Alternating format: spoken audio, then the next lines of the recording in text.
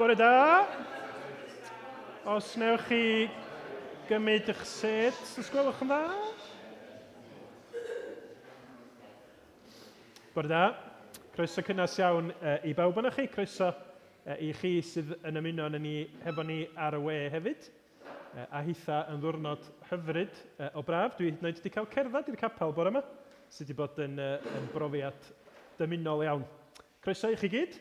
Da ni yn edrych ymlaen i foli'r arglwydd efo'n gilydd a dod at fwrdd y cymyn y nes ymlaen hefyd. Dewch i ni gychwyn efo'r cyhoeddiadau ta. Mae'n astudiaethau ni o'r llyfr Big Picture for Small Churches yn cario ymlaen heno. Da ni ar pennod 7, lletygarwch, Quality Hospitality. Mae hwn am 6 yma ac ar Zoom. Cyfarfod gweddi yma am 6:30 nos Fercher. Ac yna bora dy Sul nesaf, fydd na ddim ysgol Sul, dwi'n meddwl, na fydd, achos mae gwyliau ysgol wedi cychwyn. Dwi'n wedi checio hynna. Dwi'n iawn, dwi'n ynddo. Ond mi fydd na wasanaeth yma am 10 fel arfer, ac mi fydd Parry Davies o Gaerfyrddin yn pregethu. A sôn am pregethu, cofiwch am David Job, sydd yn pregethu Llanllechid a Rhywla. Llandegfan bore yma a Llanllechid heno, ie? Ie. Da ni yn agosau at y Pasg. Mi fydd hi'n wyliau Pasg yr amser yma wsos nesaf bydd. Ac oherwydd bod ti yn agosau at y Pasg, da ni yn mynd i fod yn meddwl am y swper ola hefo'n gilydd y bore yma. Ond da ni'n mynd i gychwyn hefo proffwydoliaeth gafodd ei gwireddu yn yr hyn wnaeth yr arglwydd Iesu pan fuodd o farw ar y groes. Da ni'n mynd i gychwyn yn gwrando ar eiriau diwedd pennod 53 proffwydoliaeth Eseia, sydd yn sôn am y gwas sydd yn mynd i aberthu i fywyd. Dyma sut mae pennod 53 yn gorffan. Wedi helbylon ei fywyd, fe wel o leini, a chael ei fodloni yn ei wybodaeth. Bydd fy ngwas yn cyfiawnhau llawer ac yn dwyn ei camweddau. Am hynny, pro fydd o ran gyda'r mawrion, ac fe ranna'r ysbail gyda'r cedyrn, oherwydd iddo dywallt ei fywyd i farwolaeth, a chael ei gyfrif gyda throseddwyr, a dwyn pechodau llaweroedd, ac eiriol dros y troseddwyr. Cyn i ni gychwyn canu mawl i'r arglwydd, diolch iddo fo am ei gariad, ac am aberth Iesu Grist. Dwch i ni droi at Dduw a gweddio efo'n gilydd. O arglwydd ein Duw, braint i ni ydy cael dod yma bore yma at yn gilydd yn enw dy fab Iesu Grist, yn ymwybodol bod na aberth wedi cael i wneud drosom ni ar Galfaria. Da ni diolch bod y fab di, Iesu, wedi rhoi ei hun yn aberth drosom ni. Mwyn gallu'n cyfiawnhau ni, mwyn delio hefo'n pechod, hefo'n camwedda ni. Arglwydd, da ni diolch bod yr arglwydd Iesu, ar ôl i farwolaeth a'i atgyfodiad o, bod o'n fyw heddiw. Ac y gallwn ni gael y berthynas gariadus ono trwy ffydd hefo fo, wrth i'r ysbryd glân yn bywhau ni, a'n uno ni a Iesu Grist mewn ffydd. Da ni'n gofyn arglwydd y bydd yn amser ni hefo'n gilydd bore yma yn daddoli di, yn gwrando ar dair di, yn dod at fwrdd y cymyn, yn amser o fendith lle da ni'n cael yn atgoffa o pwy wyt ti, be wyt ti wedi wneud drosom ni yng Nghrist, a be mae o'n olygu i dy ddilyn di fel un o ddisgyblion.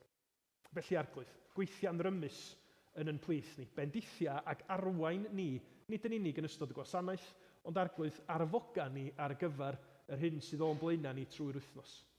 Da ni'n gofyn hyn i gyd, yn enw ac yn heiddiant ein harglwydd Iesu Grist. Amen. Felly, da ni'n mynd i ganu 2 gan i ddechrau. Molar ior fenai di a ddolaf y sanctau ddyn, ac yna'n syth wedyn, un sy'n sôn am ryfeddod be na ddigwydd wrth i Iesu farw drosom ni. Dyma gariad fel y moroedd, tosturiaethau fel y lli, tywysog bywyd pyr yn marw i brynu'n bywyd ni. Dwch ni godi gan.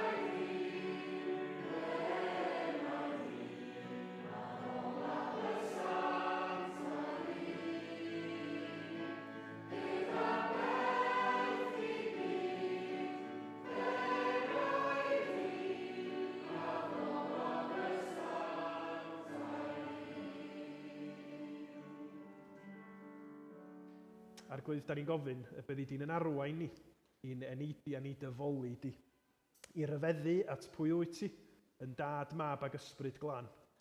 Ac i ni, yn gwendid, yn euogrwydd, gael digonedd yn Iesu Grist. Helpa ni bore yma i hoelio'n sylw arno fo, fel yn bod ni yn gallu rhoi y cyfan ohonom ni i dyfoliannu di, i dy weld di'n gliriach at ci fyw dy glod di. Amen.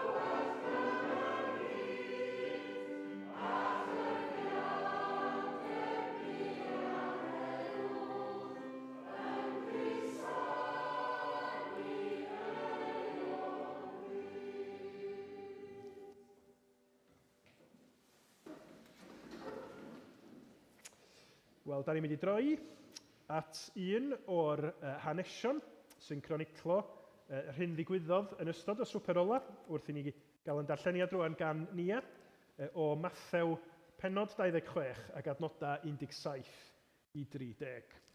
Diolch.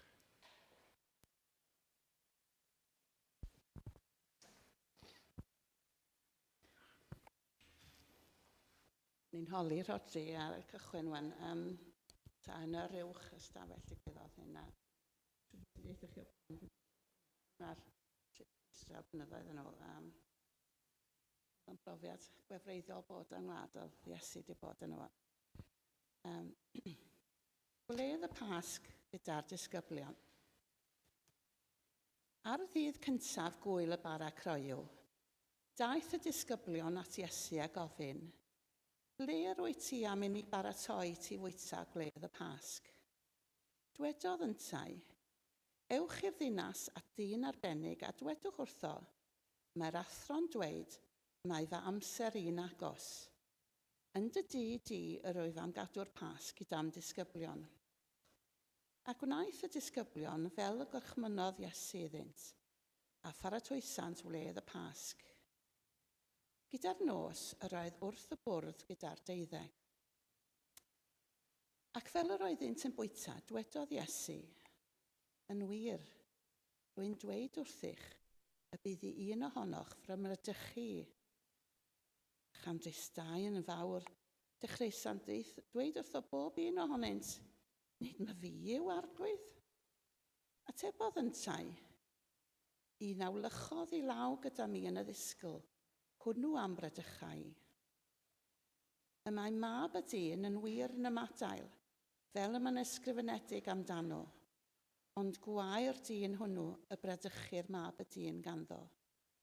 Da fiasau'r dyn hwnnw petai heb i eni.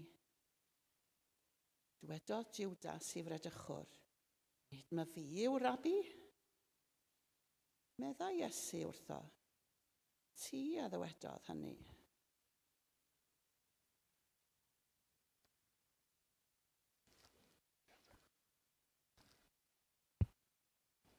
Mae chydig bach mwy o adnodau, ond na i jyst mynd drostyn nhw. Ac wrth iddynt fwyta, cymerodd Iesu fara, ac wedi bendithio fe'i torodd a'i roi'r disgyblion a dywedodd. Cymerwch, bwytewch, hwn yw fy nghorff. A chymerodd gwpan, ac wedi diolch, fe'i rhoddodd iddynt gan ddweud. Yfwch ohono bawb, oherwydd hwn yw fy ngwaed i. Gwaed y cyfamod a dywelltir dros lawer maddeuant pechodau. Rwy'n dweud wrthych, na dyfaf o hyn allan o hwn, ffrwyth y wynwydden, hyd y dydd hwnnw pan yfaf ef yn newydd gyda chwi yn heyrnas fy nhad. Ac wedi iddynt ganu emyn, eithant allan i fynydd yr olewydd. Amen. Wel, mi ddwn ni nôl at y rhan yna o'r Beibl, o air Duw yn nes ymlaen. Ond cyn hynny, blant, ydych chi eisiau dod ymlaen i mi gael sgwrs bach efo chi?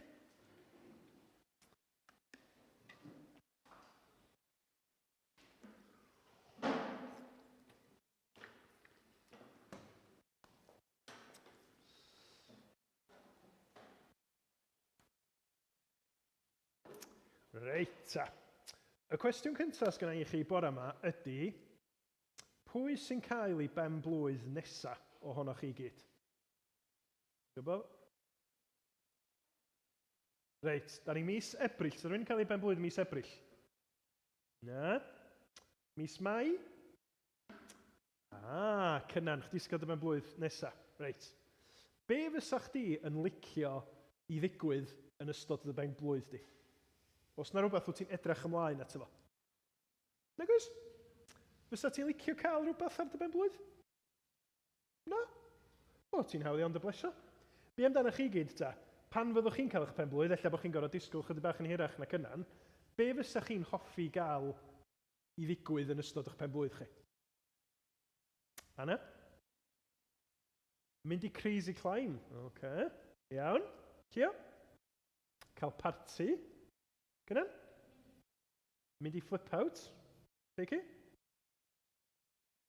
Cael gwneud be bynnag wyt ti isio. Disgwyl fyddi di am hynny, Berig. Beca, be fysa ti'n hoffi gael ar dy ben-blwydd? Presanta. Diddorol. O'n i'n meddwl bysa chi'n deud lot o hynna. Ond ydych chi'n gwybod yr un peth nes i sylwi nath neb ohonoch chi ddeud? Ethoch chi ddeud gwahanol bethau, parti, mynd i lefydd, gwneud pethau. Be nethoch chi ddim deud oedd bod chi eisiau gwneud o hefo pobl eraill? Fysoch chi'n hapus yn gwneud y pethau neu gyd ar ben eich hun? Na. Oce. Ar ôl i ni feddwl am ben-blwydd, dwi'n mynd i ddangos llun i chi i weld os ydych chi'n nabod y cymeriad sydd fyny ar y sgrin.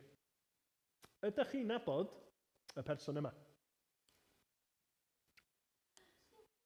Ydych chi'n nabod y llipryn llwyd? Be allwch chi ddeutha fi am y llipryn llwyd?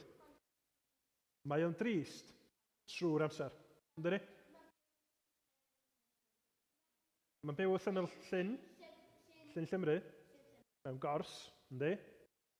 Beca, be arall ti'n gallu ddeutha fi am llipryn llwyd? Mae o heb het. Ti'n iawn, sgynno fo ddim het o fama? Mae fo blancat special, wan ta. Dwi'n mynd i ddarllen chydig bach o'r stori i chi. Dim o hwn. O hwn. Iawn? A dwi eisiau i chi feddwl, mae yna lot o resymau gwahanol pam mae llipryn llwyd yn drist. Ond pam bod llipryn llwyd yn drist yn y stori arbennig yma? A na i roi cliw i chi, cyn i chi atab, de? Na i roi cliw i chi, mae o'n canu can yn y stori yma. Ydych chi eisiau clywed y gan? Cymerad? Wrth i fi ganu, de, dwi eisiau chi feddwl tybad pam bod y llipryn llwyd yn drist. Bwyd trist i llip. Bwyd trist i llip. Bwyd trist i llipryn. Bwyd trist i llip. Pam bod yn drist, ydych chi'n meddwl? Ie, mae'n ben-blwydd arno fo, a dos na neb di cofio. Yndi, yn ôl y stori yma. Wel, da ni'n tybio, achos, sbiwch, bechod, mae gynno fo het ar ei ben yma yna. A mae gynno fo un canwyll bach, a mae di sgwennu cardyn pen-blwydd iddo fo ei hun. Trist. Felly meddyliwch, meddyliwch, mae o'n gwybod bod ti'n ben-blwydd, mae o'n cael rhyw fath o ddathliad, ond mae o'n drist, achos mae o'r ben ei hun. Wan, pan oeddech chi meddwl am yr holl beth yna fysa'n braf i gael yn ystod eich pen-blwydd chi oedd yn penderfynu hynny de. Da ni bron a dod at gyfnod y Pasg. Ac yn ystod y Pasg, fel clywson ni o'r stori, nath Iesu nid cael parti, ond nath o gael swper, nath o gael gwledd hefo'i ffrindiau fo. A mae'n adnod, dwi'n meddwl, ar y llinell nesaf, ar y sleid nesaf, mae'n adnod lle nath Iesu ddeud wrth i ffrindiau. Dych chi'n gweld ar y sgrin? Yn gynnar y noson honno, eisteddodd Iesu wrth y bwrdd efo'i apostolion, hefo'r ffrindiau i ddisgyblion o, meddai wrthyn nhw, dwi wedi edrach ymlaen yn fawr at gael bwyta swper Pasg yma efo chi cyn i mi ddioddef. Pa ddioddef oedd Iesu'n mynd i wneud? Mynd ar y groes. Felly mae o'n cael y swper arbennig yma'r swper ola hefo'i ddisgyblion, ac mae o mewn ffordd yn debyg, mewn ffordd, i barti pen-blwydd, lle oedden nhw i gyd yn cofio rhywbeth oedd wedi digwydd ers dalwm. Swper y Pasg oedd o. Felly oedden nhw'n cofio beth wedi digwydd yn yr Hen Testament, lle oedd Duw wedi achub, wedi rhyddhau i bobl o'r aifft. Ond yn y swper ola yma, mae Iesu'n deud rhywbeth sydd yn gwneud rhywbeth newydd. Yn deud, wrth i Iesu farw ar y groes, mae eisiau i ddisgyblion o wybod bod nhw wedyn yn gallu edrach ymlaen at fywyd newydd hefo fo. Achos bod o wrth farw ar y groes yn mynd i olygu bod nhw'n cael maddeuant a bywyd newydd. Ac felly mae'r swper yna wedi dod yn enwog, ac wrth i ni, fel Cristnogion, ddod at gael y cymyn hefo bara a gwin, be da ni'n neud ydy, da ni'n cofio be na ddigwydd hefo Iesu a'i ffrindiau ar adeg hynny, ond da ni yn debyg i barti pen-blwydd yn cymryd y cymyn hefo'n gilydd. Dim yn cymryd y cymyn ar ben yn hunin yn drist, da ni'n cymryd y cymyn hefo'n gilydd fel eglwys Iesu Grist, yn edrach yn ôl ar be mae Iesu wedi wneud dros da ni, yn diolch am hynny, ond hefyd yn edrach ymlaen, yn diolch bod gynnon ni rhywbeth i obeithio yno fo, bod gynnon ni fywyd newydd, bod gynnon ni berthynas efo Duw, nid achos bod ni'n heiddi fo, ond achos bod Iesu wedi gwneud rhywbeth rhyfeddol yn marw ar y groes ac yn dod yn ôl yn fyw, sy'n golygu bywyd newydd i bawb sy'n trystio yno fo. Mae'r fath mewn parti pen-blwydd, dydy. Pan da chi'n cael parti pen-blwydd, da chi'n cofio bod chi'n faint oedd ydi mis Mai, cynnan? 8.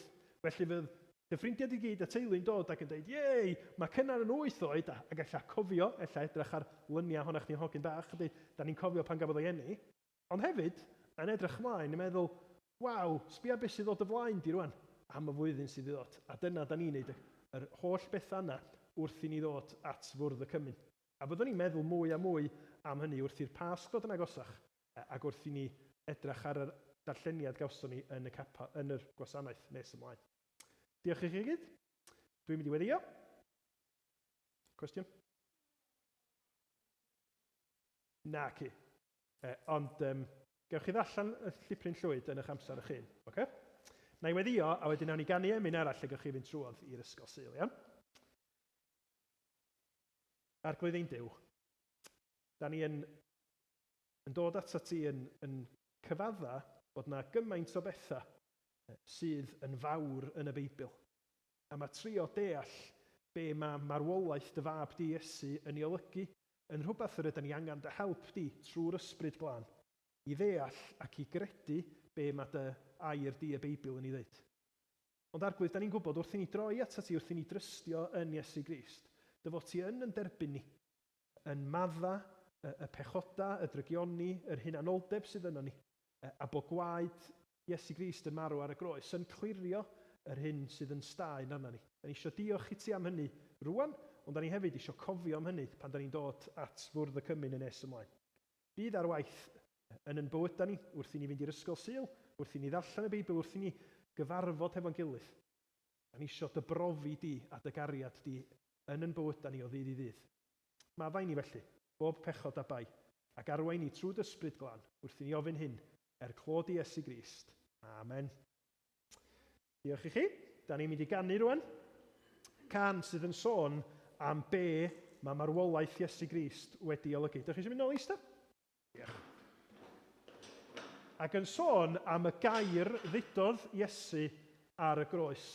Y gair cyfoethog yna, gorffennwyd. Gorffennwyd y Meseia roes ei fywyd dros bechodau'r byd. Mae rhyddid cyflawn drwy ei waed, cyflawnwyd diben aberth drud. Gorffennwyd talwyd dyled lawn, brynhawn trwy aberth Calfari. Gwnaeth perffaith iawn drwy waed yr oen, bu farw Iesu drosom ni. Ac yna mi fydd Ffion yn dod ymlaen i weddio ar ôl y canu. Diolch.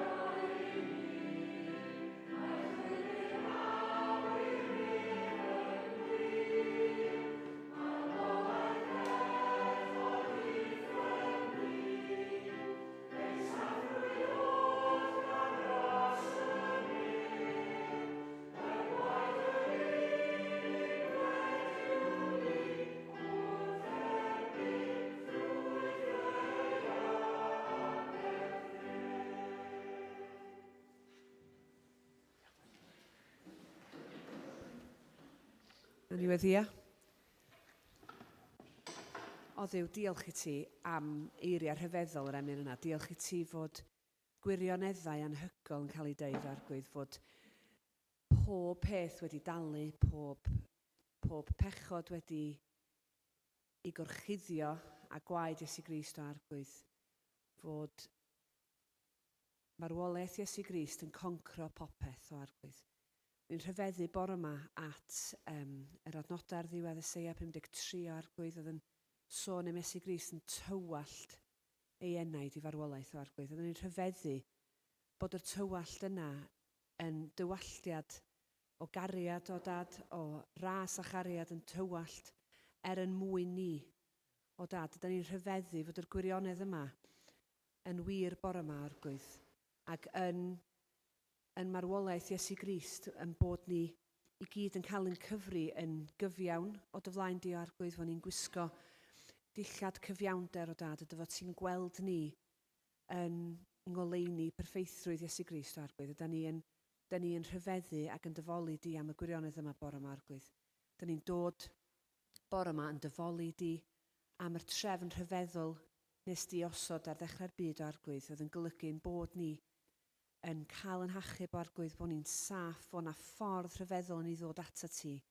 A bore yma Arglwydd, da ni'n diolch cymaint bod ni'n gallu cael amser i ystyried hynna Arglwydd, cymryd rhan yn yr cymun o dad i atgoffa ni, bod ni'n gallu canu emynau rhyfeddol yn y gwirionedd yma. A bod gwaed Iesu Grist yn rhyfeddol Arglwydd, yn golchi ni, yn clirio'n bai ni, yn gorchuddio ni Arglwydd. A bod ni yn ngoleuni hyn yn gallu dod yn hyderus at y ti o dad. Da ni'n diolch i ti am yr gwirionedd yma. Da ni'n diolch bod ni'n cael amser i ystyried y peth a daddoli di a dod o dy flaen di o dad yn hyderus dy fod ti'n yn derbyn ni o Arglwydd. Wrth ddod yn waith Iesu Grist, bod ni'n gwybod dy fod ti'n yn derbyn ni. A bod ni ar gweitha yr hyn sydd yn dod ar yn traws ni o ddydd i ddydd o Arglwydd, a'r pechoda sydd yn codi yn y bwyta ni, a'r pethau sydd yn baglu ni o dad, yn bod ni'n gallu dod yn hyderus at y ti yn heiddiant gwaed Iesu Grist. Oedden ni'n diolch i ti am hynny bore yma. Ni'n gofyn y byddu di'n helpu ni gofio hyn wrth ddod i fyny at hanes y Pasg o dad ac wrth feddwl am yr holl hanes o Arglwydd a'r yr holl broffwydolaethau sy'n cael ei gwireddu o dad yn yr hanes yma.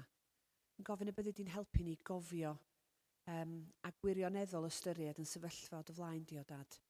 A bod ni yn dod bob un yn edrych ar ein bwyda'n hunan ac yn rhoi yn hunan o'r newydd i ti o Arglwydd, yn diolch i ti eto, yn dod yn pechodau at droed y groes o dad ac yn gofyn maddeuant eto ac eto am y pechodau da ni'n gwybod da ni yn baglu iddyn nhw mor aml o Arglwydd. Yn gofyn i ti bendithio ni dros y cyfnod yma o dad, y byddu di yn dod â gwirioneddau yma'n glir i'n meddyliau o dad, y cyffwrdd yn calonna ni ac yn gwneud i ni unwaith eto dod a phlygu yn isel wrth droed y groes o Arglwydd a dy gyhoeddi di yn arglwydd ar yn bwyta ni o Arglwydd ac yn eto'n dod yn ddiolchgar am aber rhyfeddol Iesu Grist. Yn gofyn y byddu di'n bendithio'r gwasanaeth bore yma Arglwydd, y byddu di'n bendithio'r Rhodri, ac y byddwn ni yn wirioneddol yn cael clywed gair gen ti o Arglwydd fydd yn cyffwrdd yn colonna ni, yn newid yn bwyta ni, ac yn gwneud ni unwaith eto i ddod mewn moliant o dy flaen di. Da ni'n gofyn hyn i gyd rwan yn heiddiant Iesu Grist.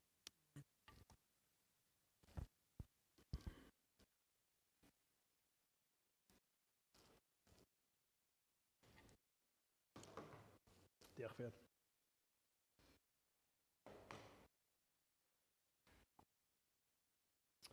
Dwi eisiau i chi ddychmygu efo fi bore yma bod chi o gwmpas y bwrdd efo pobl da chi'n nabod yn dda.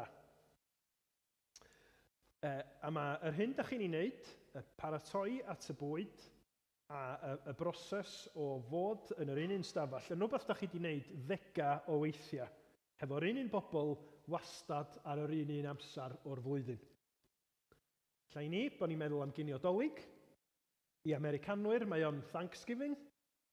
Da chi'n gwybod be fydd y bwyd ar y bwr'? Mae gennych chi syniad go lew o drefn y diwrnod, achos dyna da chi wedi bod yn wneud erioed. Da chi'n edrych ymlaen at yr un pethau da chi'n edrych ymlaen atyn nhw. Mae pob peth yn mynd fel ac yr ydych chi'n disgwyl iddyn nhw fynd. Yna, yng nghanol y pryd, yn defnyddio yr cyfarpar, yr bwyd ac yr ydych chi wedi arfer weld o'ch blaen chi ar diod, da chi wedi arfer i yfad, mae yna rhywbeth sy'n cael ei ddeud sydd yn trawsnewid nid yn unig eich bywyd chi, ond sydd â chanlyniadau tragwyddol i'r ddynoliaeth. Dyna sydd yn digwydd yn y swper ola. Dyna sydd yn digwydd yn y swper Pasg yma mae'r Arglwydd Iesu yn ei fwyta hefo'i ddisgyblion. Mae o'n arferiad Iddewig. Dim byd, mae o'n arbennig iddyn nhw. fel mae ciniodolig yn arbennig i ni, ond mae o'n arferol, mae o'n rhan o batrwm arferol i bywyd a'i mawl nhw. Ac felly pan nath Iesu ddeud, dwi'n edrych ymlaen i ddathlu swper y Pasg, a fo chi mi fysa'r disgyblion wedi deud gwych, dyma be da ni'n neud yr amser yma o'r flwyddyn. Mae'r bwrdd wedi osod fel arfer. Ond munud mae Iesu yn cymryd y bara ac yn ei dorri fo ac yn deud, cymerwch, bwytewch, hwn yw fy nghorff, mae yna chwyldro yn digwydd. Achos mae'r Iddewon yma sydd hefo Iesu yn meddwl, di hwn ddim yn rhan o swper Pasg ni. Be sy'n digwydd yn fama? A mae o wedi bod yn chwyldradol achos da ni 2000 o flynyddoedd mewn rhan wahanol iawn o'r byd heddiw, ac fel Cristnogion ledled y byd, hefyd yn coffau hynny, yn coffau yr arwydd yr oedd Iesu Grist yn sôn amdano fo pan ddefnyddiodd o y bara a'r gwin yn deud, hwn yw fy nghorff, hwn yw fy ngwaed. Ac wrth i ni agosau at Basg 2025, dwi eisiau i ni dreulio chydig o amser cyn i ni ddod at fwrdd y Cymyn hefo'n gilydd, i feddwl be di effaith geiriau Iesu Grist arna ni heddiw, ond hefyd am dragwyddoldeb. A dowch ni gychwyn yn ystyried y ffaith, mae Iesu sydd yn deud yn yr digwyddiad yma. Iesu sydd yn gosod yr agenda ynde.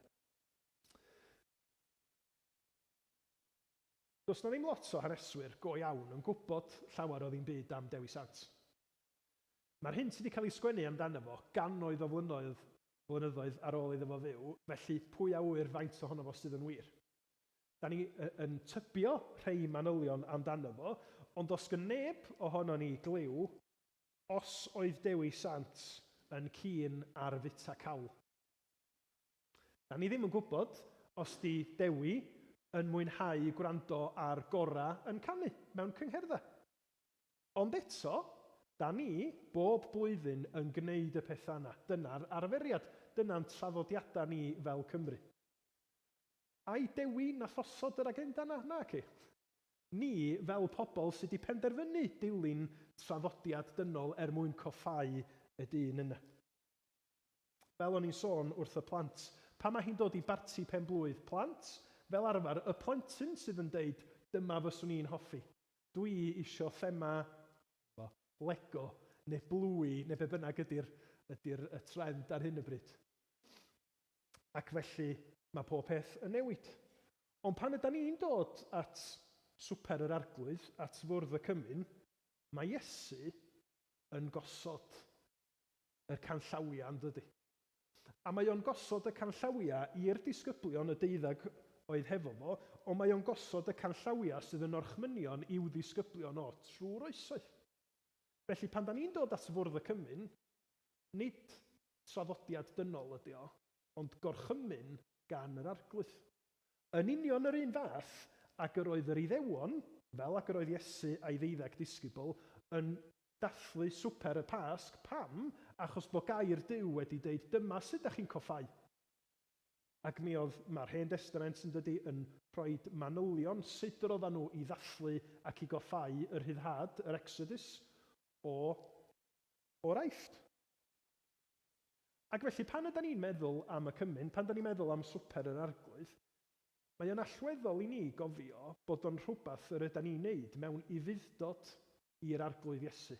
Gan ddeud dyma orchymyn y brenin, gorchymyn y gwaredwr i ni, ac mae o yn lles ni i ni fyfyrio ar gorff Iesu Grist yn cael ei ddarnio a gwaed Iesu Grist yn tywallt. Mae'n swnio'n rhyfedd yn dydy. Ac i nifer o bobl sydd ddim yn Gristnogion, mi fysa nhw'n dweud, mae o'n weiblyd, mae o'n ffiadd, ac mi oedd o, yn dweud, marwolaeth Iesu Grist yn erchyll. Ond eto, sgynnon ni ddim yr hawl i ddeud, a ni'n eisiau siarad am hynna. Be am i ni ffeindio ffordd wahanol o goffau Iesu Grist? Achos dyma i sacrament, dyma i orchmynion o i ni, achos mae o'n gwybod beth sydd lles i ni rwan, ac am byth. Achos dydy o ddim yn gorchymyn i ni goffao wrth sôn am wyrth arbennig, neu dysgeidiaeth arbennig, bod hynny wedi cael ei cofnodi yn ei airo, y gorchymyn ydy i ni gofio fo trwy elfenna y cymyn ynde. A yr arwydd clir sydd yna yn y bara a'r gwin o'i farwolaeth o sydd yn ganolog. A Iesu wedyn sydd yn rhoi'r ystyr i'r cyfan hefyd ynde. Wrth i Iesu ddeud dyma fy nghorff a dyma fy ngwaed, mae o hefyd yn rhoi ystyr gwahanol i'r Pasg cyntaf dydy, i'r Exodus. Dydy o ddim yn deud gyda llaw mae beth sy'n digwydd i fi yn debyg i be ddigwyddodd yn yr Aifft. Be mae o'n ddeud ydy, da chi rwan yn gallu dall be nath ddigwydd yn yr Aifft yn well, yng ngoleuni y cyflawniad perffaith yna fi. Felly, wrth i Iesu ddeud dyma fy nghorff, dyma fy ngwaed, yn defnyddio yr bara a'r gwin roedd yr Iddewon yn barod yn ddefnyddio i gofio yr Exodus, mae o'n deud, da chi'n gweld rwan bod hynna dim ond yn rhagflas ar gyfer y gwir ryddhad tragwyddol sy'n mynd i ddod wrth i oen Duw gymryd ymaith bechod y byd. Felly mae Iesu yn gosod patrwm i ni, mae Iesu yn rhoi ystyr i ni o be mae'r bara a'r gwin yn ei olygu. A dwi'n pwysleisio hyn achos mae hynny'n wir i chi a fi yn gyffredinol yn bywyda dydy, os da ni wedi credu'n Iesu Grist. Fo sy'n rhoi ystyr i'n bywyd ni. Fo sy'n gosod canllawiau ni ynglyn â sut y dyliau ni fod yn byw yn bywyd. Ac i ni sydd wedi ildio Iesu Grist trwy ffydd a deud fod i'n ngwaredwr i, fod i'n arglwydd i, fod i'n mrenu ni, da ni wedyn mewn brwydr barhaus yn dydan. Achos da chi a fi yn gwybod, bob dydd mae yna negeseuon gwahanol yn dod ata ni, yn deud, gewch chi ddeud pwy ydych chi. Gewch chi ddewis pa ffordd i fyw eich bywyd. Does o ddim awdurdod, medda y byd anghrediniol. Does o ddim gwahaniaeth. Gewch chi wneud be fynoch chi a fyna ddim canlyniadau. Ond i ni fel Cristnogion, da ni'n gorfod dod yn ôl at tair Duw a dweud na. Mae gynnon ni frenin. Mae gynnon ni ffordd ragorach o fyw, yr unig ffordd i ni gael parhau mewn perthynas â Duw trwy Iesu Grist. Ac felly da ni'n gorfod brwydro yn erbyn y celwydd y mae'r byd yn trio orfodi arna ni. Ac mae o'n digwydd mewn gymaint o ffyrdd gwahanol yn dydy. Meddyliwch hyn sy'n cael ei ddatgan mewn trwy ffynonellau gwahanol ynglyn â sut fath o bobl ydyn ni. Mae'r Beibl yn deud yn glir wrthon ni sut fath o bobl ydyn ni.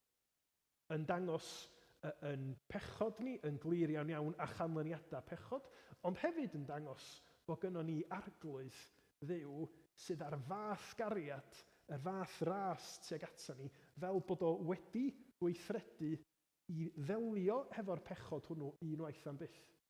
Ac felly wrth i ni ddod i berthynas â Iesu Grist, da ni'n bechadur yndan, ond pechadur sydd wedi cael yn hachub, wedi cael yn glanhau fel oedd Ffion yn ei ddeud yn ei gweddi.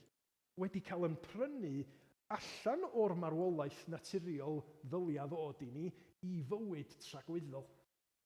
Ond i'r byd ddim yn mynd i ddeud hyn wrthon ni.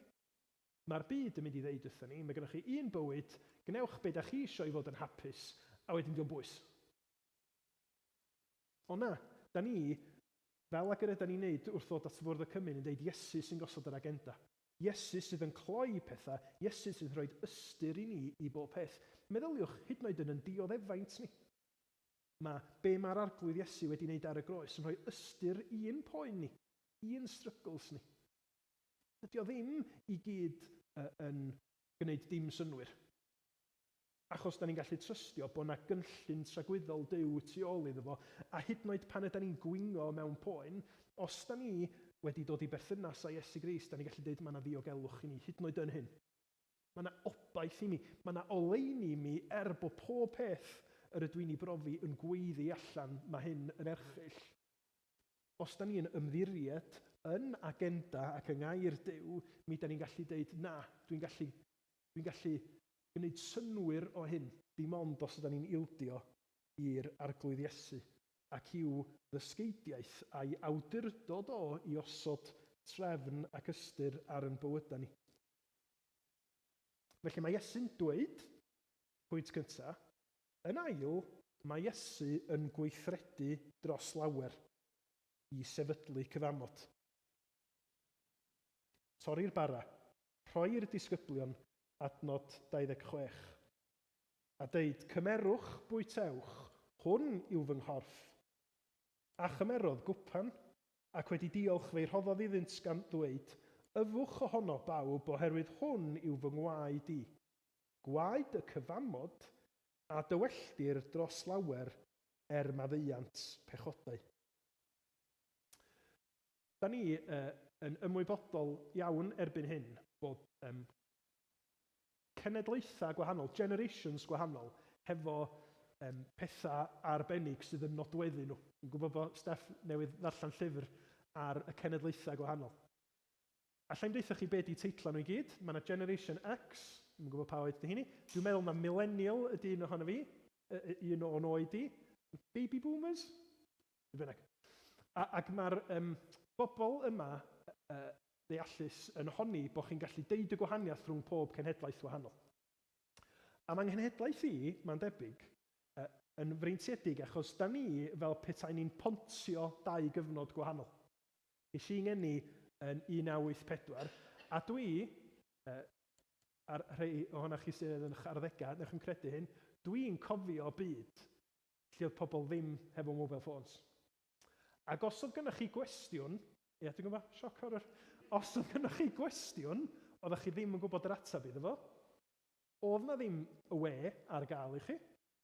Be oeddech chi'n gorau wneud? Oeddech chi'n gorau gofyn i rywun doeth da chi'n drystio, neu be o'n i'n licio wneud, oeddech chi'n mynd at lyfr a ffeindio'r atab mewn llyfrau. Ond, dwi anghenhedlaeth yn pontio 2 gyfnod, achos bod fi'n cofio byd cyn y we a technoleg a pethau digidol, dwi hefyd fel oedolyn wedi cael hwnnw o'n nghwmpas i trwy'r amser. Felly ges i ffôn symudol gyntaf pan o'n i'n 18 oed. A mae'n holl fywyd i fel oedolyn wedi bod yn dibynnu ar e-mails, ar we, a Google, a gwahanol bethau. Felly, mae'n nghenedlaeth i fel tasa ni'n pontio 2 gyfnod. Mae Iesu yn y swper ola yn datgan bod o'i hun yn pontio 2 gyfnod, ond 2 ymwneud gwahanol, pobl a Duw. Achos mae o yn ganolbwynt 2 gyfamod gwahanol. Mae o, fel Iddew, wedi cael ei eni o dan y gyfraith ac wedi cadw cyfraith Duw i Israel yn llwyr. Mae o wedyn yn sefydlu cyfamod newydd wrth iddo fo farw ac atgyfodi. Ac felly mae ymwneud Duw, ymwneud achubol Duw a'i bobl trwy Iesu Grist yn cychwyn cyfnod newydd, cyfnod y cyfamod newydd, achos be mae Iesu'n dweud? Gwaed y cyfamod a dywelldir dros lawer maddeuant pechodau. Yr hen gyfamod, Duw yn ymwneud â'i bobl o cenedl Israel, llinach Abraham yn benodol.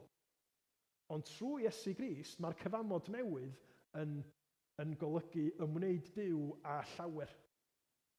Pobl o bob cenedl llwyth ac iaith sydd yn dod i berthyn i berthynas newydd a Duw dim ond trwy Iesu Grist a'i aberth o. Ond ydy Iesu Grist dim ond yn pontio 2 gyfnod, mae o'n achosi cyfamod newydd. Mae o'n sefydlu cyfamod newydd ac yn cychwyn yr ymrwymiad neu'r ymwneud newydd mae rhwngthon ni fel pobl a Duw trwy be mae o wedi wneud ar y groes. Dyna pam mae o'n deud bod ei waed o, ei farwolaeth o, yn waed y cyfamod. Achos mi oedd na waed yr hen gyfamod, fel y gwelwn ni yn yr adnod ar y sgrin o Exodus 24:8.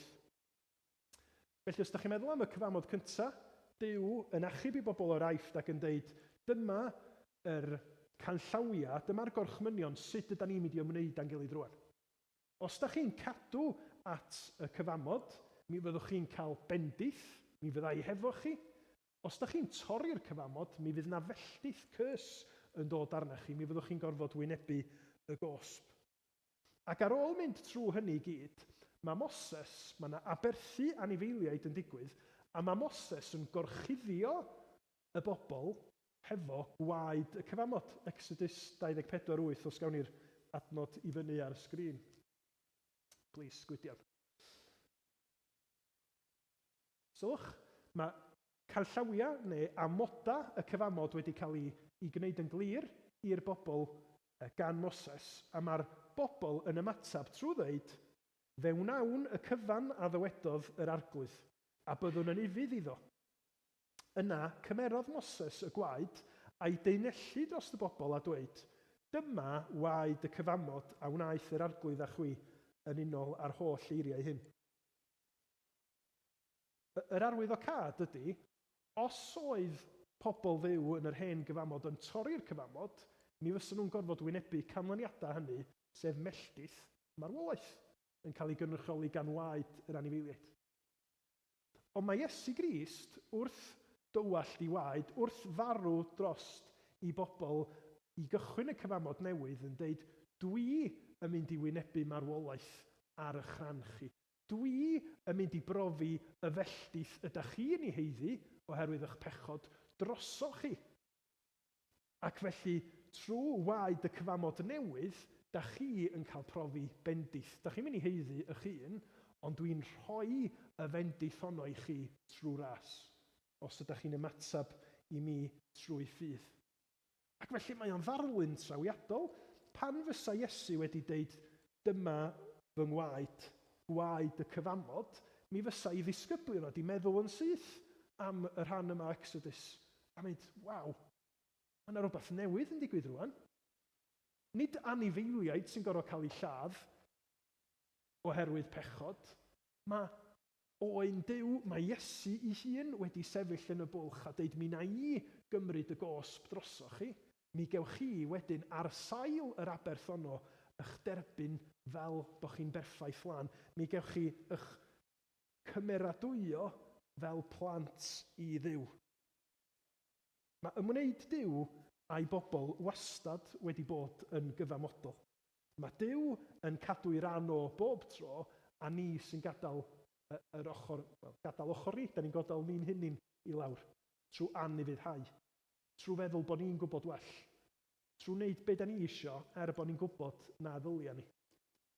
A mae o yn cael ei weld ym mhob un ohono ni fel dynoliaeth, boed ni'n cydnabod hynny neu ddim, mae o'n staen arna ni. Ond mae Iesu'n dod yn ganolbwynt y ddau gyfamod yma, ac mae o'n deud, dwi yn mynd i sefyll drosoch chi. Dwi yn mynd i fod yn gyfryngwr mediator cyfamod gwell. A dyma'r adnod yn Hebreaid 8. Hebreaid, wrth gwrs, yn deud wrth i ddewon, peidiwch a mynd yn ôl at yr hen drefn yn yr hen testament, mae gennych chi rhywbeth gymaint yn well yn Iesu Grist.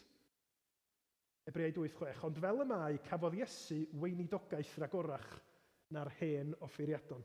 Pam? Gan i fod yn gyfryngwr cyfamod cymaint gwell. Cyfamod yn wir sydd wedi sefydlu ar addewidion gwell. Y broblem hefo'r hen gyfamod oedd bod o'n ddiddiwedd. Oeddech chi'n gorfod aberthu am eich pechod dro ar ôl tro ar ôl tro, blwyddyn ar ôl blwyddyn. Ac oedd o'n syrffedus, achos da chi byth yn cyrraedd pwynt lle da chi'n deud, dyna fo wan, mae'n perthynas i hefo Duw yn iawn, achos da chi'n dal i bechu fel ag yr ydyn ni. Ond hefo'r cyfamod newydd, mae marwolaeth a gwaed y cyfamod newydd wedi dywallt unwaith am byth. Sy'n golygu bod na, be fysa nhw'n dweud yn Saesneg, bod na lein yn y tywod. Dyma gychwyn newydd. Dyma berthynas newydd i bobl y cyfamod newydd. Dyn nhw'n yn gorfod gwneud iawn am eu pechod dro ar ôl tro, flwyddyn ar ôl blwyddyn di mwy. Mae'r un aberth yna ar Galfaria yn sefyll trwy'r oesoedd. Os ydyn nhw yn ymddiried ac wedi rhoi ffydd yng Nghrist drostyn nhw. Mae lot o sôn wedi bod yn ddiweddar does am Donald Trump a'r tariffs mae o wedi rhoi ar bawb yn y byd. Mae'n ymddangos. A da chi'n darllen y newyddion, a maen nhw'n dweud, wel, gawn ni weld sut mae hyn yn mynd i weithio allan. Da ni'n mynd i orfod talu mwy, ella bod ni'n cael talu llai, achos bod ni'n mynd i gael stwff o China yn rhatach. Gawn ni weld, da ni'n gwybod eto sut mae hyn yn gweithio allan. Oherwydd gwaed y cyfamod newydd sydd wedi cael ei dywall dros lawer, da ni'n gorfod wait and see beth sy'n mynd i ddigwydd nesaf. Da ni'n gorfod disgwyl i weld ydy Duw yn mynd i gymryd rhyw gam dramatig newydd. Mae o wedi gwneud y peth tyngedfennol trwy anfon i fab i'r byd. Dyna lle da ni fel Cristnogion yn sefyll, yn gadarn yng nghanol pob storm. Dyna pam mae Iesu'n deud, gnewch hyn cof amdano. Peidiwch a trio ffeindio rhyw ffyrdd newydd glyfar. Cofiwch be mae Duw trwy fab wedi wneud drostach chi. Ymddiriedwch yn y gwaith gorffenedig hwnnw, ac mi gewch chi heddwch. Mi gewch chi'r ysbryd glân i gyfoethogi eich bywyd chi a'ch clymu chi'n dynach at yr arglwydd Iesu a'i gariad o ddydd i ddydd. Felly, da ni'n gweld Iesu yn dweud, Iesu yn gweithredu dros lawer, yn drydydd, Iesu yn sicrhau maddeuant pechodau. A mae hwn yn elfen ganolog o be mae Iesu wedi gyflawni dros di bobl yn dydy. Oherwydd hwn yw fy ngwaed i gwaed y cyfamod a dywelldir dros lawer maddeuant pechodau. Achos mae'r Beibl yn dangos yn glir, heb dywallt gwaed, dos na ddim maddeuant. Mae Duw yn gyfiawn, felly mae rhaid bod na gosb briodol am bechod. Os na ddim brwsio pethau dan y carpad gan yr arglwydd Dduw, achos fydd fo ddim yn gyfiawn wedyn. Ond mae Iesu yn sicrhau cyfiawnder trwy ganiatáu iddo fo fynd a marw drost i bobl yn lle ni. Ac wrth iddo fo dywallt i waed, wrth iddo fo farw, mae maddeuant yn llifo tuag at bob un sydd yn dod at fo mewn ffydd ac edifeirwch. Chi wedi clywed hynna sawl gwaith o'r blaen. Meddyliwch pa mor syfrdanol ydy bod fi'n gallu deud hynna. Os da chi'n credu yn Iesu Grist bore yma, bod chi'n euog, ella bod na rhywbeth yn pwyso arna chi, yn nhrefn Duw, da chi wedi cael maddeuant. Pa mor hyfryd ydy hynny? A mae'r maddeuant yma yn golygu perthynas. Perthynas gariadus ar un sydd yn creu ni, perthynas gariadus hefo'r un sydd yn gwybod pob peth amdano ni. Os da chi yn dreifio car yn y wlad yma, mae yna rei pethau sydd angen bod mewn lle gyntaf, does, mwyn iddo fod yn gyfreithlon. Mae rhaid chi gael yswiriant ar y car, mae rhaid chi gael trwydded y ddilys, beth arall, mae rhaid chi gael MOT ar y car. Dwi'n meddwl bod y pethau neu gyd yn wir amdano fi, rhaid bod chi'n poeni. Ond dwi wedi gweld digon o rhaglenni heddlu yn gwneud i gwaith i wybod. Os nad ydy'r pethau yna mewn lle, mae'r heddlu yn mynd i wybod. Ynddi? Mae yna farc du wrth eich enw chi. Pa sawl gwaith da chi wedi gweld un o'r rhaglenni yma, lle mae yna gar yn aros ar ochr yr A55, a mae gen nhw rhyw dechnoleg sydd yn pigo fyny number plates. Na, mae yna farc du yn enw'r car yna. Mae'r record yna yn parhau nes bod cyfiawnder yn cael ei weinyddu. Unai bod y person yn gwneud yn siŵr bod o yn pasio i braf gyrru i gael trwydded ddilys, pasio yr prawf MOT fel bod y car yn ddilys, heb wneud y pethau yna, mae'r marc du yn mynd i barhau trwy i fywyd, yn dydi? A mae'r marc du yna yn mynd i amharu ar ei fywyd o, ac amharu ar fywyd pawb arall y bys fo'n dod mewn i'w bywydau nhw, petai o'n cael damwain car a nhw. Dyna di pechod. Mae o'n farc du ar y pechadur trwy fywyd oni bai bod na rhywbeth yn digwydd i glirio y marc du yna. Trwy aberth Iesu Grist, dyna sydd yn digwydd i'r Cristion. Mae'r pechod yn cael ei symud o'r neilltu. Mae yna ddisgrifiad yn yr Hen Testament yn dweud bod o fel tasa fo'n ni'n daflu fo i ganol y môr. Mor bell a phosib oddi wrthon ni. Mae'r ddyled yn cael ei chlirio, da ni'n cael dalen lan, ond yn fwy na hynny, yn sgil cyfiawnder Crist yn cael ei roi i ni, da ni'n cael yn derbyn fel plant annwyl iddo fo. Mor odidog. Ydy hynny'n golygu bod ni wan, gan ni gael get away? Gan ni wneud be bynnag da ni isio? Na. Mae'n golygu bod ni wedi cael y mabwysiadu'n rhan o deulu arbennig Duw, a mae o'n mynd i fyw yn sanctaidd i frwydro yn erbyn pechod, yn hytrach na bod yn gaeth iddo fo fel ag yr ydyn ni'n y natur. Gwaed y cyfamod a dywelldir dros lawer maddeuant pechodau, fel ag yr oedd y proffwydi wedi deud fydda'n digwydd yn y cyfamod newydd. Felly Iesu'n deud, Iesu'n gweithredu dros lawer, Iesu'n sicrhau maddeuant pechodau, mwyn i ni gael y berthynas hyfryd dragwyddol yna hefo yr un sy'n creu ni ac yn ola. Iesu yn galw. Wrth iddynt fwyta, cymerodd Iesu fara, ac wedi bendithio fe'i torodd a'i roi i'r disgyblion a dywedodd, cymerwch, bwytewch. Hwn yw fy nghorff. A chymerodd gwpan ac wedi diolch fe'i rhoddodd iddynt gan ddweud, yfwch ohono bawb.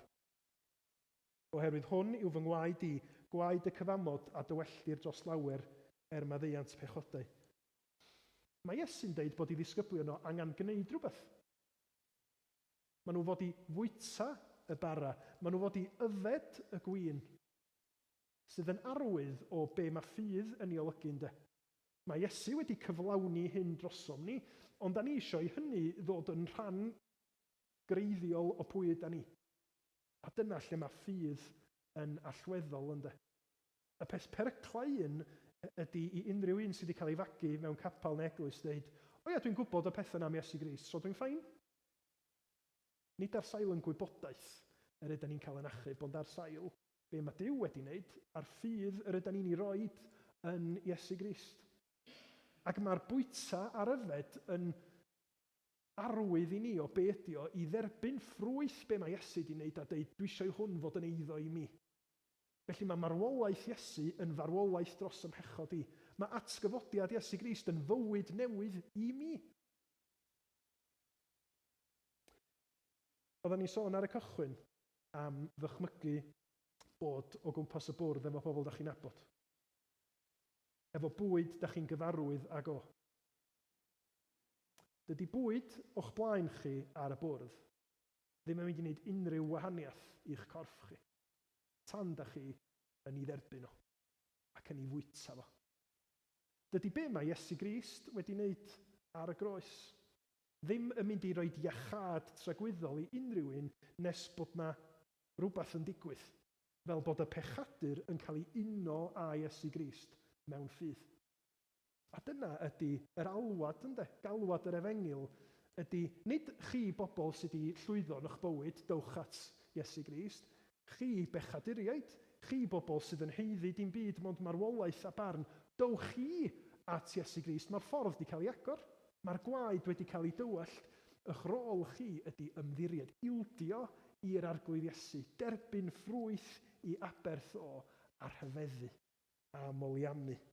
A wedyn, trwy'r ffydd yna, da chi'n cael y maeth sydd yn dod o fwyta bara'r bywyd. Mae'n eiriad rhyfedd yn dydi bod ni'n bwyta ac yn yfed corff a gwaed Crist, ond delwedd ydy hyn de, o be mae ffydd yn Iesu Grist yn ei olygu. Mae o'r un mor real a pan fyddwch chi'n gafal yn y bara a'r gwin yn nes ymlaen. Os ydych chi wedi trystio yn Iesu Grist, mae o yn effeithiol i chi. Ac fel ag yr oedd yr Iddewon yng nghyfnod Iesu Grist yn bwyta gwledd y Pasg ac yn dweud wrth i ni fita'r peth yma, da ni'n gwybod am reality Duw yn achub o gaethiwed, da ni sydd yn credu yn Iesu Grist wrth fwyta'r bara ac yfed y gwin yn dweud mae gennym ni reality newydd. Lle mae'n pechod ni wedi cael ei ddelio ag o am byth. Mae maddeuant yn eiddo i ni trwy ffydd yn Iesu Grist. Mae bywyd newydd wedi ei ennill i ni trwy aberth Crist. Be mae Iesu'n dweud yn Ioan 6:54, y mae gan y sawl sy'n bwyta fy nghnawd i ac yn yfed fy ngwaed i fywyd tragwyddol, a bydda fi'n ei atgofodi yn y dydd olaf. Wrth i ni ddod at fwrdd y cymun rwan. Gai eich annog chi i fyfyrio ar fawredd be mae Iesu wedi ddeud, sydd yn rhoi ystyr i ni ar ogoniant be mae Iesu wedi wneud. Dros da chi a fi. Dros di bobl o trwy'r oesoedd o bob cenedl, llwyth ac iaith, i sicrhau yr unig ffordd i ni gael cymod, i ni gael gobaith, i ni gael profi y cariad sanctaidd yna sydd gan Dduw ar yn cyfar ni sydd yn y natur yn ddieithriad, yn bell, yn heiddi i farno, ond sydd trwy ffydd yn Iesu Grist yn profi i fendith o.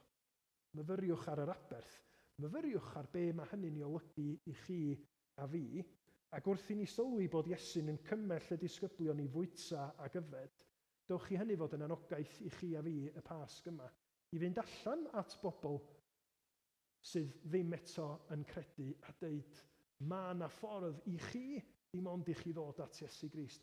Mae yna faddeuant ar gael, hyd yn oed i chi y pechadur gweitha, trwy be mae Iesu Grist wedi wneud. Dowch ato fo, ildiwch iddo fo. Dydwch fel ag y gnaeth Thomas wrth weld Iesu, fy arglwydd am Duw. Rhowch eich hun yn ei law o, ac trwy ras, mi gewch chi brofi rhyfeddod, cael bod yn blant i Dduw, cael bod yn bobl cyfamod newydd. Clod i'w enw. Amen. Da ni am ganu rwan, cyn i ni ddod i gymryd y cymyn. Dwi'n meddwl na ni neidio yr emyn yna, na ni fynd at yr oen sy'n dwyn ymaith bechodau'r byd. Felly, mi nawn ni rannu y bara a'r gwin. A cofiwch bod o yn fara di-gluten, y gwin yn di-alcohol. A tra da ni'n rhannu yr elfennau, mi fyddwn ni'n canu am y gwahoddiad yma. Y gwahoddiad gan Iesu Grist i ddod i gyd-fwyta hefo fo. Ac mae o'n wahoddiad i ni sylweddoli bod ni angen i gymryd o ddifri. Mae gair Duw yn deud, os ydym ni'n bwyta ac yn yfed yn anheilwng, bod ni'n bwyta ac yn yfed barn ar ni'n hunin. Felly ystyriwch, os ydych chi'n credu yn yr arglwydd Iesu ac wedi dderbyn o fel gwaredwr, dowch yn ostyngedig i weld be mae Crist wedi wneud drosta chi.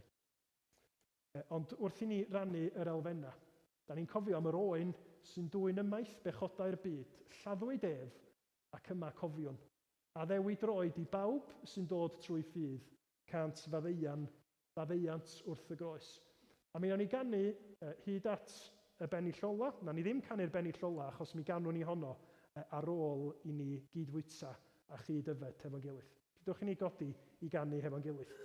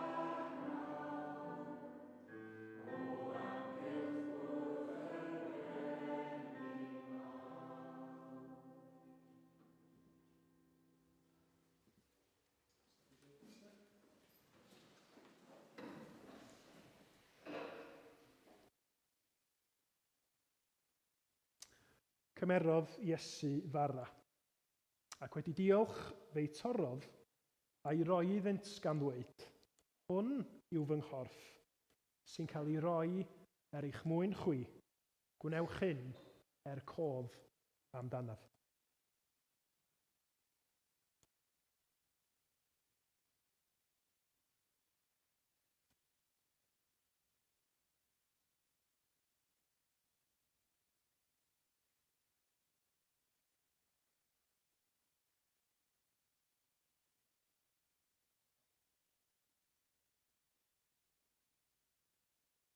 Ond archollwyd ef am ein troseddau ni, a'i ddryllio am ein camweddau ni. Roedd pris ein heddwch ni arno ef, a thrwy ei gleisiau ef y cawsom ni iachad.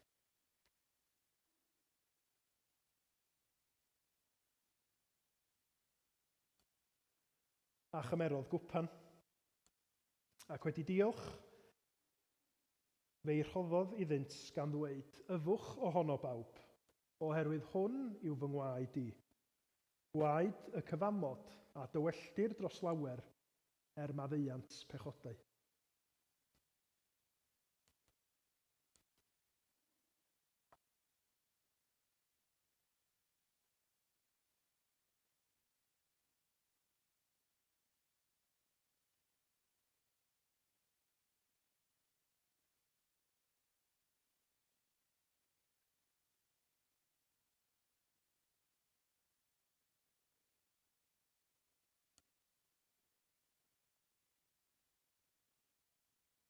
Dioddefodd Crist yntau, unwaith am byth dros bechodau, y cyfiawn dros yr anghyfiawn, i'ch dwyn chwiat Dduw. Rydym ni i gyd wedi crwydro fel defaid, bob un yn troi i'w ffordd ei hun, a rhoes yr arglwydd arno ef ein beiau ni i gyd. Da ni yn dy glodfori di, arglwydd Iesu, am fawredd y cariad sydd yn llifo tuag ata ni trwy daberth di. A da ni'n gofyn ar ei ti trwy dysbryd glân yn cynorthwyo ni ymateb yn briodol i yr hyn yr ydym ni wedi glywed, yr hyn yr ydym ni wedi bod yn myfyrio arno fo. Arglwydd, da ni'n gofyn y byddi di yn cynorthwyo ni i ddiolch am yr aberth mawr, am pwy wyt ti, arglwydd Iesu. Pa mor odidog wyt ti yn dy waith gorffenedig, yn dy barodrwydd i roi dy hun yn aberth yn lle ni. Am y ffaith dy fod ti'n dal ar waith yn eiriol drosto ni heddiw. Ac da ni yn gofyn y byddi di'n helpu ni, nid i guddio yn pechod a smalio bod ni'n gallu twyllo yn gilydd neu dy dwyllo di, ond bod ni'n cael yr hyder i gyffesu'n pechod o dy flaen di, yn gwybod bod gwaed y cyfamod wedi dywallt dros lawer maddeuant pechodau. Byw hân ffydd ni felly, wrth i ni fyfyrio dros yr wythnos nesaf ar pwy wyt ti, yr hyn yr wyt ti wedi wneud, a be mae hynny'n olygu i ni sydd wedi ildio i ti mewn ffydd. Derbyn yn clod a'n mawl ni, a maddau ni bob pechod a bai, wrth i ni ofyn hyn trwy Iesu Grist yn ceidwad bendigedig. Amen. Ac i ni orffan mi ganwn ni yr pennill a'r cytsgan ola.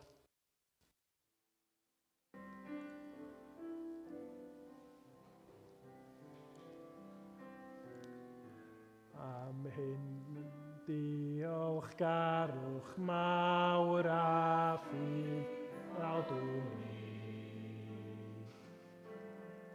a dewn ni gofio ein galwad sydd i ddilyn camre Crist fel ei gorff ef yn y byd. A'n wrth rannu ddioddefaint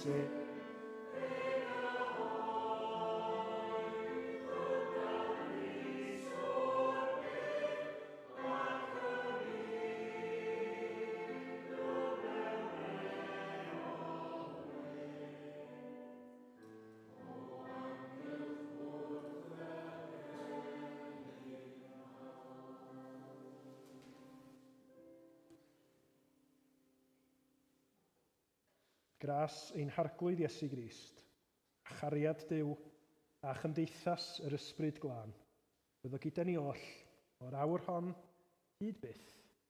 Amen.